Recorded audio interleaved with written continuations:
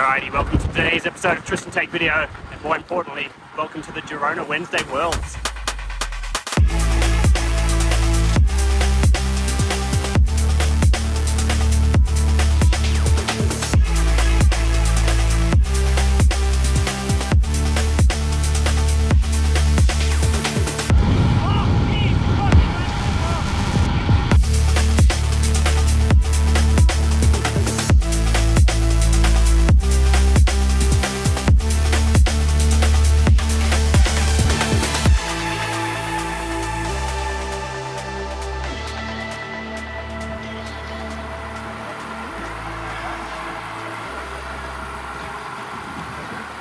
Yo, alrighty, so I'm here with Jake Warman. Today we are rolling out to the Wednesday Worlds. It's kind of the famous Wednesday Worlds as it's come to be known in Girona. You are the official founder of the Wednesday Worlds.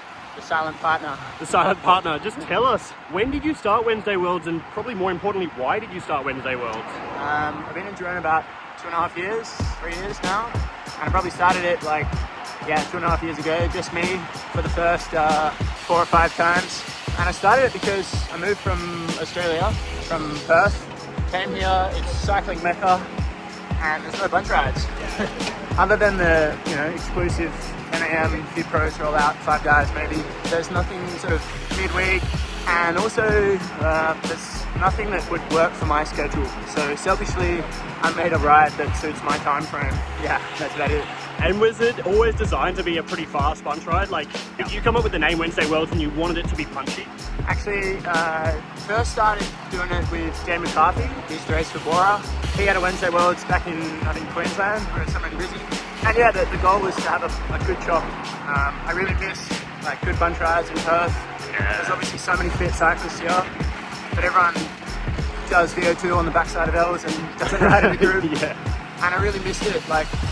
I don't get to socialise as much during the day, and so it's nice to finish work and come out for a smash. And it looks like today maybe the heat has scared away a few people because it's actually pretty warm. It's like 6:15 p.m. and it's about 32 degrees, so we've got a slightly smaller group, but we have had some pretty big groups in the past, hey? You've got up to maybe 60-80 riders? Yeah, I think so. Probably sometimes it's a bit of carnage, but yeah, it's a bit of chaos. And then just last question before we get into it, tell me, you had a different route that you were doing sort of week in, week out for a long time, but lately you started to mix it up. So today we're heading out to the airport rather than the old Les Planes loop. Yeah. Why was that? Just done it too many times? Been dropped too many times. Yeah, I don't think I've made it to the end of the Los Planes route for 6 months. Yeah, it's pretty hard. No, it's nice to do something different. I mean, I'm looking for different routes. If anyone's watching and they got some good flat, bunchy routes in Girona, let me know. Yeah, cool. Alright, should we get into it? We're starting to speed up. We'll be in Agua Viva in a sec. We will see you guys on the other side of this one.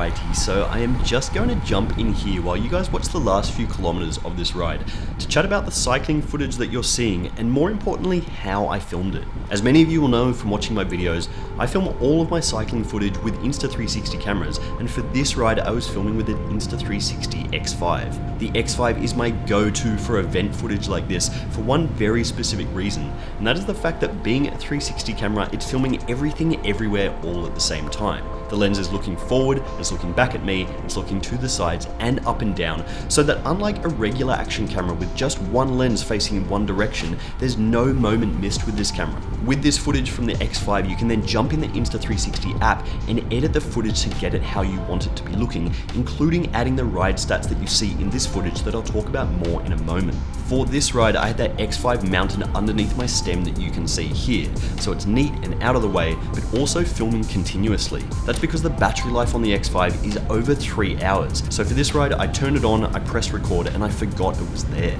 On top of this, as you will have seen, the image quality out of the X5 is absolutely insane. It shoots up to 8K footage with rich, ultra high def colors thanks to active HDR. And if you're wondering how I'm getting that cinematic blur that shows how fast we were going, that's thanks to the ND filters that Insta360 has released for this camera. These allow you to slow down the shutter speed in bright light, which causes that blur effect, but also helps keep the exposure level and the colors vibrant. Insta360 has also now teamed up with Strava, so you can overlay your ride stats directly into your footage like I have done here. You can add speed, power, heart rate, and more to really give your audience a true insight into how hard you are riding. So that is the Insta360 X5 in a nutshell. Absolutely my go-to action camera for filming rides like this. If you would like to see how to film your cycling using the Insta360 X5, I put a link to it down in the description. And for the moment, it's back to the final sprint of the Girona Wednesday Worlds before I do a small recap of what happened afterwards.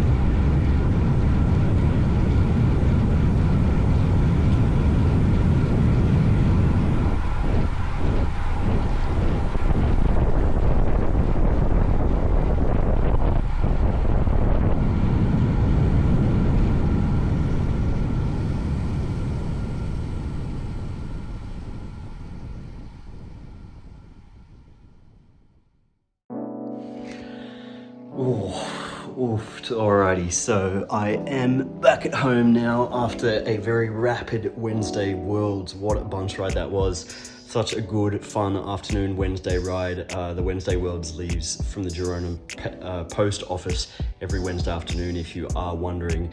This afternoon was seriously tough. So as I said with Jake at the start there's usually there's a couple of different courses that he's run before.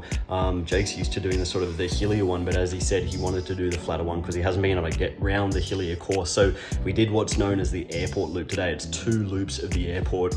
We rolled out there, started with a really big bunch, and the fact that we ended up with just 3 of us is testament to how hard that loop was. Don't ever let anybody tell you that a flatter course is easier than a hilly course. This afternoon was seriously tough. We averaged almost 44 kilometers for the 70 something kilometers that we did. So almost 44 Ks now, and there were some hills in there as well. So it was pretty grippy at times. I didn't average a huge amount of watts, but that's because I tucked myself in nice and tight. I don't weigh a huge amount and I'm pretty low and cut through the air easily. But having said that, I did normalize 270 watts. So that's closer to 4.4 watts a kilo for me at my weight. But mainly it was just good, tough, hard bunch riding. One of the biggest things I find with bunch rides like that is that they're actually often harder than races, because the thing is, in a race, everybody's trying to save themselves for the end of the race, whereas in a bunch ride, everyone just has nothing to lose, so everyone just goes real hard the entire time. So we did the first lap, we were really chopping pretty hard, but there was quite a headwind on the way out, so it was a little bit slower than I was expecting it to be. But having said that, because there was a headwind, everyone was kind of getting cooked into the headwind when they were pulling turns. Everyone was trying to kind of hide on that first lap, but then of course, because we were doing a loop, that headwind eventually became a tailwind and it got really fast, and a lot of people started getting dropped on the draggy hills, and I think just because everyone went a little bit hard in that first section, so when it got to the climbs, people were just really struggling to hang on, so it kind of whittled down. Some people got annoyed. We dropped the Canadian national champ. He rage quit. He was getting all upset that people weren't rolling through smooth enough for his liking, so he went home, and then on the second lap, we were literally only left with about 7 of us, although a few other people joined. They cut across on a shortcut, and they joined in. So we had a bunch of probably about 10 or 12 towards the end there, which is still not a lot, having started with 40 or something people when we first rolled out. So, and then on towards the end, there was a couple of guys went off the front, had a little dig. I jumped on the front, pulled them back, and then just basically went full noise up the final drag, and tore 2 other guys off the front with me. So there was only 3 of us towards the end, and we kicked our way home back towards Girona, had the final little sprint, which Connor won. Connor McCann, really strong Irish rider. I was able to just hang on for second, and then Tony came third behind me. So yeah, really good, fun, hard bunch ride. I'm at home now. I'm gonna go and put my legs up, enjoy my Wednesday evening. If you would like to chuck a like on this video, that would be awesome. If you'd like to subscribe to the channel yet, that would be awesome as well. Hopefully that gave you a good little insight into Girona's fastest bunch ride. If you would like to join, as I said, it's on Wednesday afternoons. Follow Wednesday Worlds. I'll put a link to Wednesday Worlds on the screen here on Instagram, so you can see what we're up to, what time we're leaving, and what loop we're doing each week. And yeah, big shout out to Jake, of course, for starting the Wednesday Worlds bunch ride here in Girona. I will see you guys all in another episode of Tristan Take Video very soon. Thanks, guys. Adieu.